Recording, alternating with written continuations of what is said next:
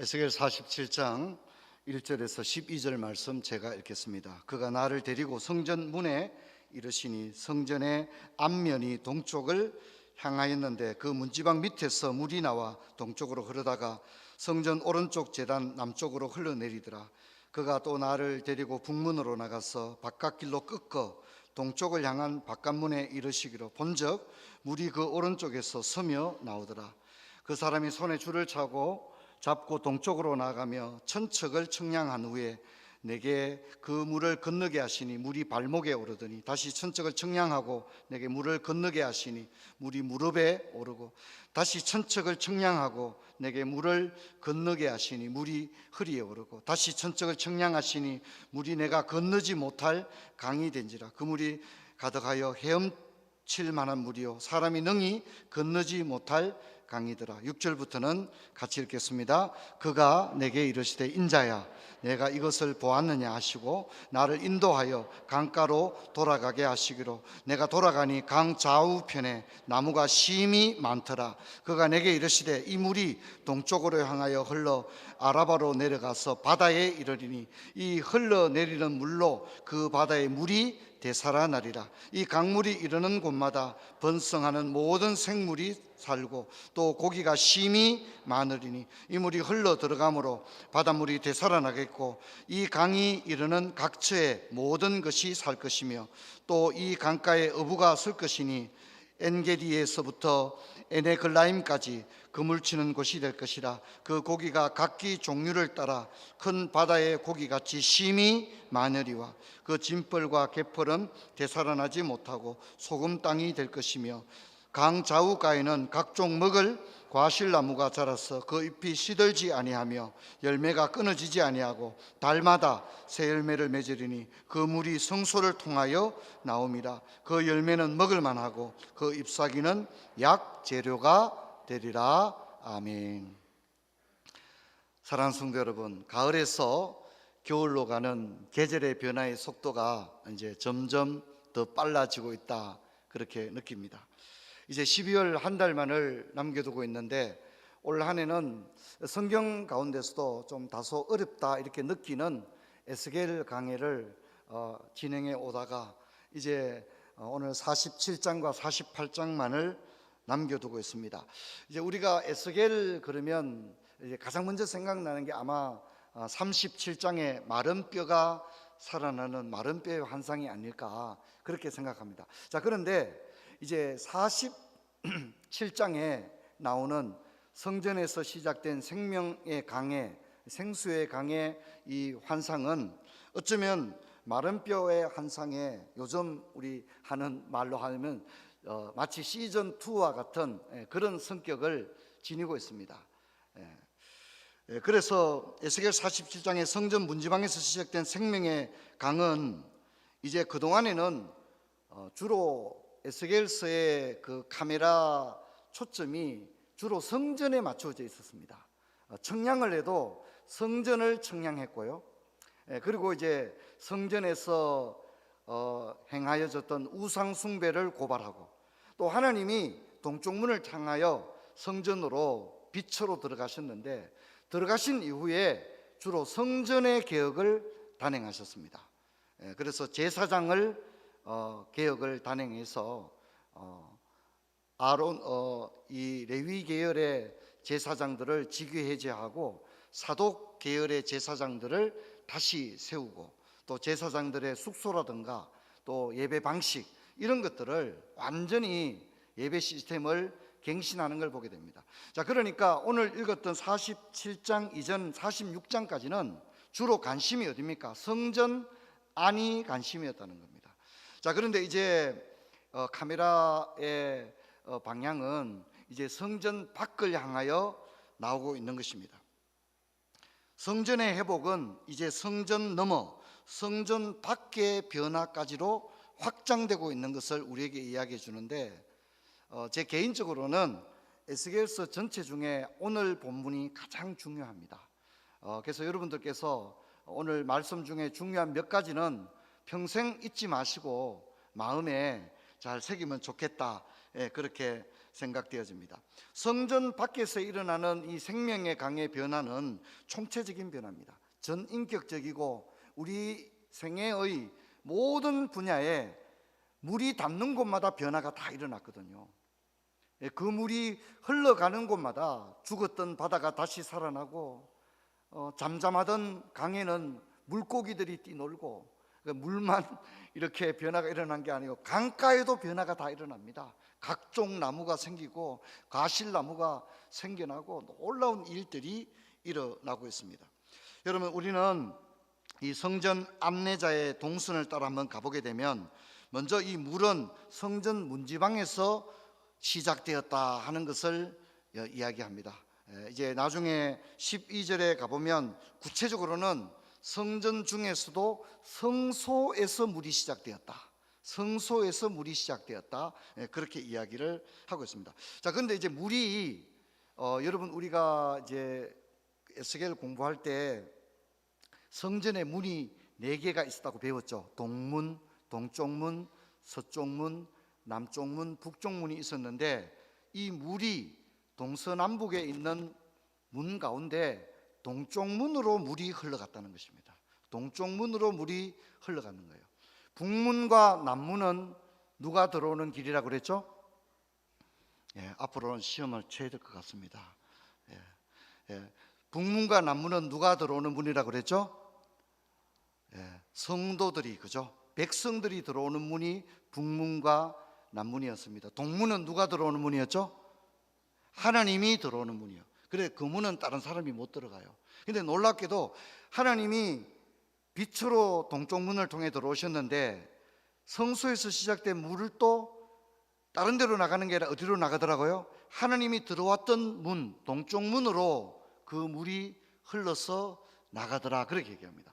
자, 여러분, 성전 안내자와 에스겔이 물이 나오니까 너무 신기한 거예요. 근데 물이 이렇게 또 흘러가는 거예요. 물론 큰 강줄기는 아니지만 분명히 작은 물줄기입니다. 근데 물이 가는 걸 보니까 동쪽을 향해서 가더라는 거죠.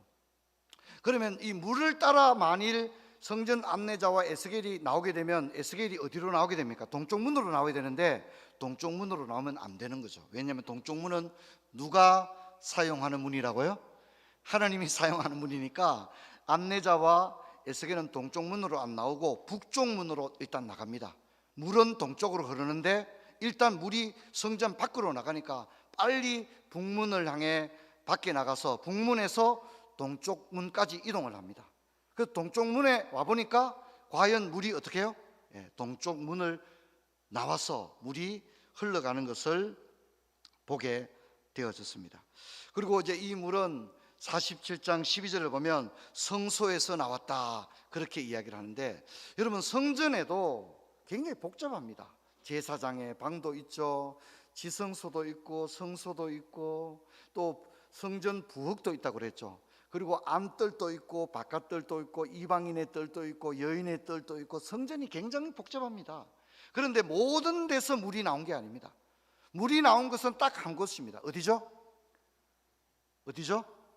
성소라는 겁니다. 여러분, 성소가 어떤 곳입니까?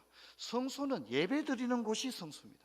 제사장들이 하나님께 예배를 드리는 장소가 성소인데 예배를 드리는 그 성소에서 물이 시작되었다고 이야기합니다.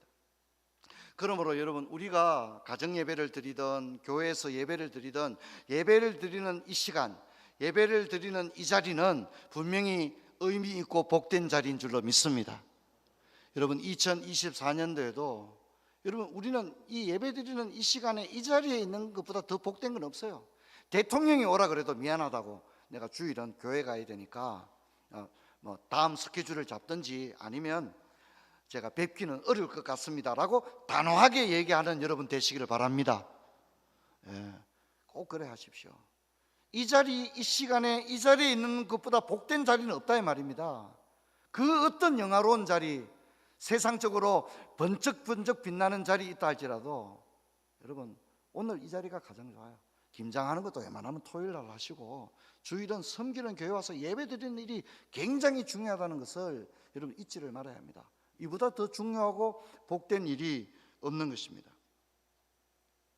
여러분 정리를 해보게 되면 47장 1절과 2절은 성전 안에서의 물을 언급했다면 3절부터 12절은 이제 그 물이 동문을 통하여 성전 밖으로, 성전 너머로 이제 나오고 있는 이야기를 하고 있습니다.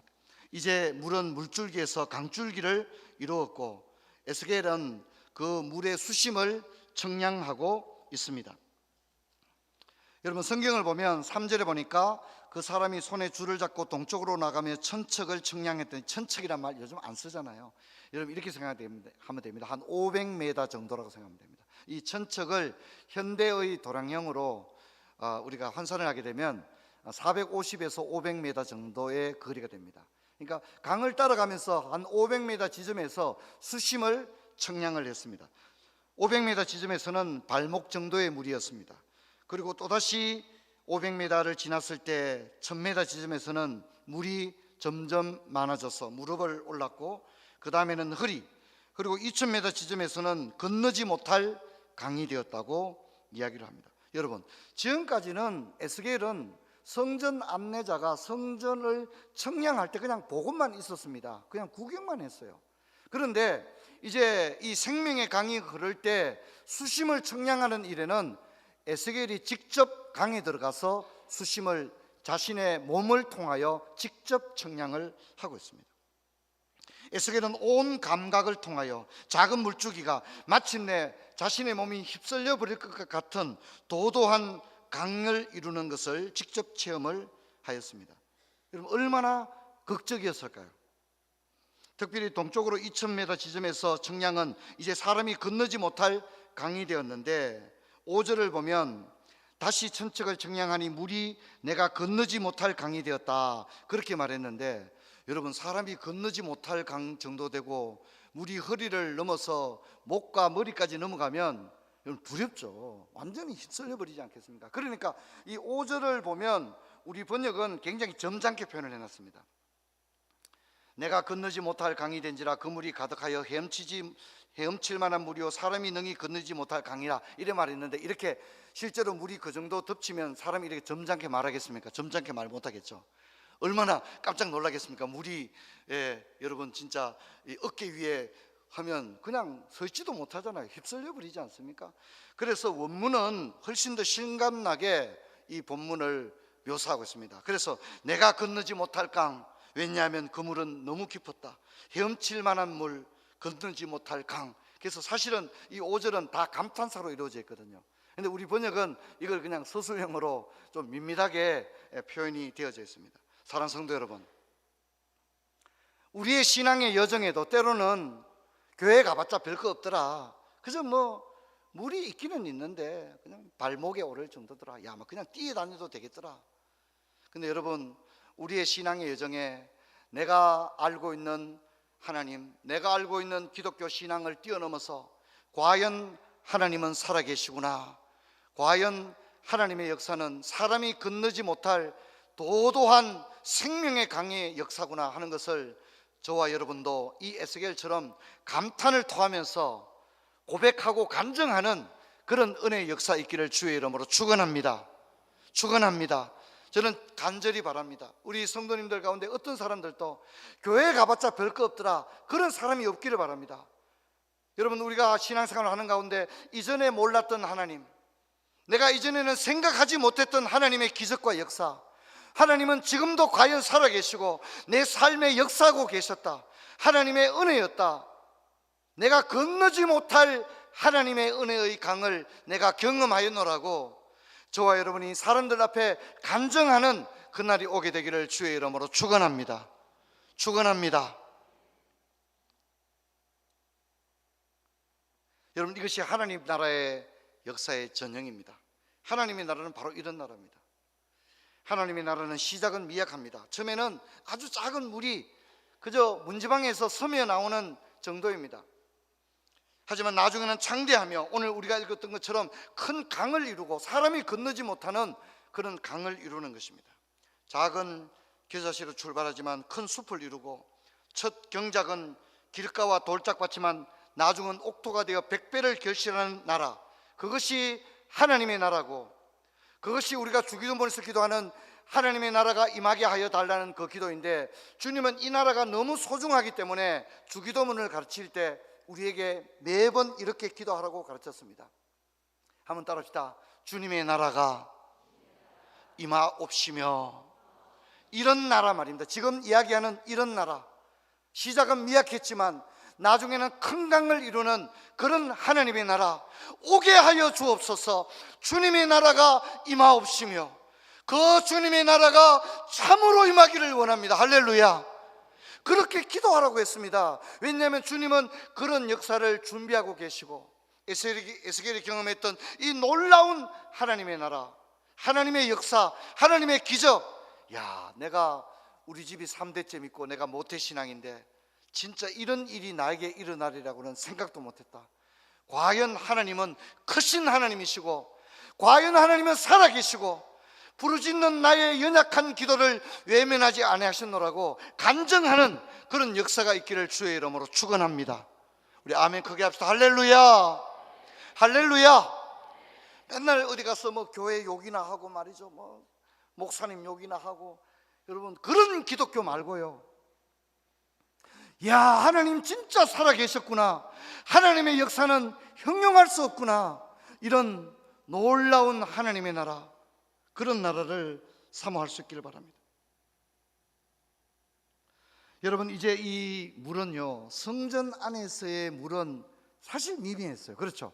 이 성경의 표현을 보면 우리 개역 성경보다 훨씬 더 직설적인 표현을 하고 있는데, 여기 물이 흘러라는 표현은 우리가 이렇게 물병을 가지고 이렇게 물을 부으면 물이 똑똑 떨어진다, 그 표현입니다. 성전에 있는 물은 이렇게 부었을 때 물이 똑똑똑 소리 나면서 떨어지는 정도의 물밖에 안 나왔습니다. 그리고 섬에 나왔단 말은 우리가 흔히들 말하되 바닥에 물기가 좀 있다, 이런 정도밖에 안 됩니다. 성전에서의 어떤 물의 역사라고 하는 것은 눈에 띄고 갈목할 만하고 주목을 끌 만한 그런 변화는 아니었다는 겁니다. 여러분, 우리가 말씀을 듣고 예배를 드리는 동안에 무슨 대단한 어떤 그런 놀라운 물의 변화, 은혜의 변화가 있는 건 아니지만, 여러분, 분명한 것은 그 물은 생명의 물인 줄로 믿습니다. 그 예배를 드린 사람들이 예배당 문을 열고 나갔을 때 그들이 그 물이 닿는 곳마다 역사가 일어난 것처럼, 여러분들이 하나님의 말씀을 가슴에 안고 세상을 향해 나갈 때 그 물은 나중에는 사람이 건너지 못할 놀라운 생명의 강수를 이룰 줄로 믿습니다. 성도 여러분, 오늘 제가 들은 설교를 여러분은 어디 가서도 늘 기억할 수 있어야 됩니다. 목사님께서 47장 설교, 에스겔 마지막 설교할 때 성전에서 시작된 물은 성전 안에서 끝난 게 아니라 성전에서 동문으로 나가서 세상을 향하여 흘러나갔다는 사실, 그리고 흘러나갔을 때 성전에서 시작될 때의 물은 미미했지만 나중에 그 물은 가면 갈수록 어떻게 해요? 엄청난 강을 이루었다는 이 컨셉, 예배의 컨셉, 하나님이 말씀하려고 하는 진정한 예배의 개혁, 하나님이 꿈꾸는 예배는 오늘 교회 갔다 왔나? 나 교회 갔다 왔다, 예배 드렸다, 이게 아니라 진짜 예배는 예배를 마친 다음에 성전의 계획이 끝나고 나니까 물이 성전에서 흘러서 성전 밖으로 흘러나가서 성전 밖에서 더 놀라운 변화가 일어난 줄로 믿습니다. 우리는 이것을 꿈꿔야 되는 겁니다.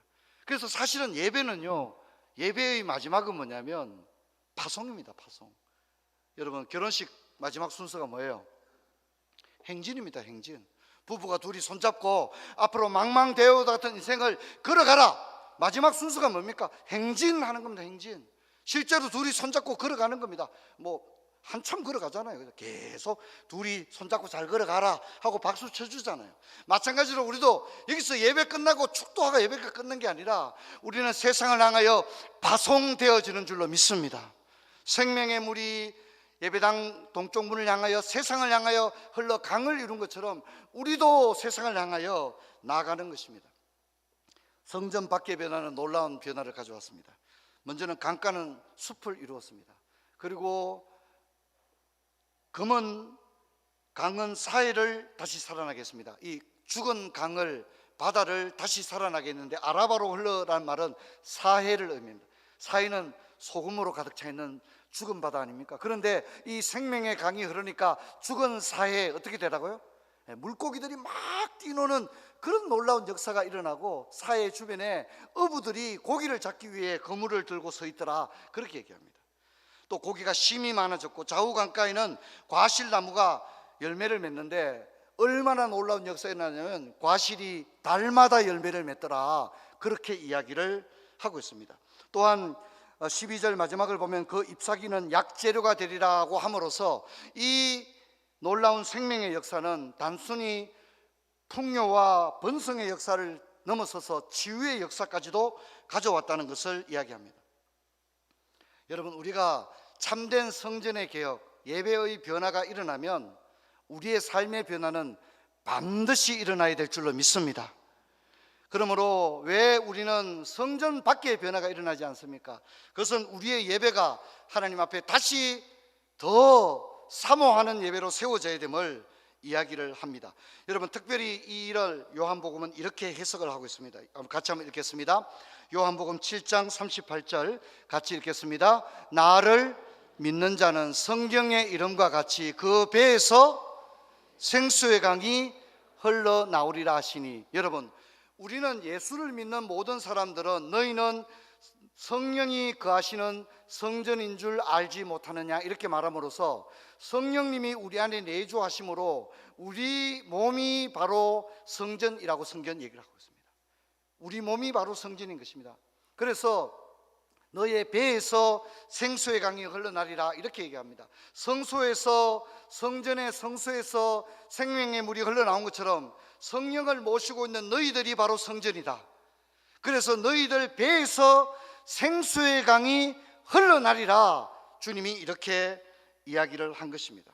그러므로 성령을 모시고 있는 우리들은 우리가 곧 성전이며 우리의 배에서는 생수의 강이 흘러나기 때문에 여러분, 우리가 가는 곳마다 만나는 사람마다 손대는 일들마다 오늘 에스겔 47장이 말하는 놀라운 축복과 번영과 풍요와 회복의 역사가 일어나야 될 줄로 믿습니다. 그것을 이야기하는 것입니다. 오늘 본문은 에덴 동산의 모습을 보여주고 요한계시록에 나오는 생명의 강을 우리에게 보여주는데, 예배가 회복되기만 한다면 우리가 지상의 삶을 사는 동안에도 간접적으로 천국을 경험하게 될 것을 이야기합니다. 여러분, 예수님의 소원이 이것입니다. 요한복음 10장 10절 우리 같이 한번 읽겠습니다. 10장 10절 내가 온 것은 양으로 생명을 얻게 하고 더 풍성히 얻게 하려 함이라. 내가 온 것은 양으로 생명을 얻게 하고 더 풍성히 얻게 하리라. 여러분, 주님은요, 우리가 풍성한 삶을 살기를 원하십니다. 그래서 우리 안에서 생명의 강이 흘러날 것이다, 그렇게 이야기합니다. 이것이 주님의 우리를 향한 소원입니다. 여러분, 말씀을 맺겠습니다. 한 해를 보내고 2024년을 향해 나가는데, 여러분, 지금까지도 여러분들께서 코로나 시기는 말할 것도 없고 예배 생활을 인생의 가장 중요한 지점에 놓으려고 애를 쓴 거, 여러분 진짜 귀하고 아름다운 일인데, 여러분, 제가 여러분에게 또 한 번 도전하기를 원합니다. 여러분, 우리가 참된 성전의 개혁, 예배의 변화만 일어나면 오늘 이야기한 이 에스겔 47장의 놀라운 역사가 여러분의 가정과 자녀, 여러분의 집안, 또 여러분의 사회활동의 모든 분야에 이 에스겔 47장의 역사가 일어날 줄로 믿습니다. 특별히 내년에는 다른 목표보다도 다이어트 목표도 가지고 얼마나 많은 건강의 목표를 가지겠습니까? 그런데 여러분, 특별히 제가 여러분에게 권하기를 원하는 것은 내년에는 온 가족이 다 이 예배당에 올라와서 하나님을 예배하는 여러분 되시기를 주의 이름으로 축원합니다. 그보다 더 아름다운 일이 없기 때문인 거죠. 이것을 기억하고 여러분, 에스겔 47장의 역사가 에스겔 47장의 기록으로 끝나는 게 아니라 우리의 역사와 간증이 되어지는 복된 은혜가 있기를 주의 이름으로 축원합니다. 자리에서 일어나겠습니다. 아버지 하나님, 감사합니다. 오늘 에스겔 47장의 생명의 강에 관한 말씀을 살펴봤습니다. 성전에서 시작된 물은 성전 넘어 성전 밖에서 더 상상할 수 없는 놀라운 기적을 가져왔습니다. 아버지, 우리도 성소에 갇혀버린 예배, 예배당에서 끝나버리는 예배가 아니라 예배를 마친 다음에 예배당 문을 열고 세상을 향해 나갈 때 우리의 발이 닿는 곳마다, 우리의 손길이 미치는 곳마다 에스겔 47장의 생명 강수의 역사가 일어나게 하여 주옵소서. 주 예수 그리스도 이름으로 기도하옵나이다. 아멘.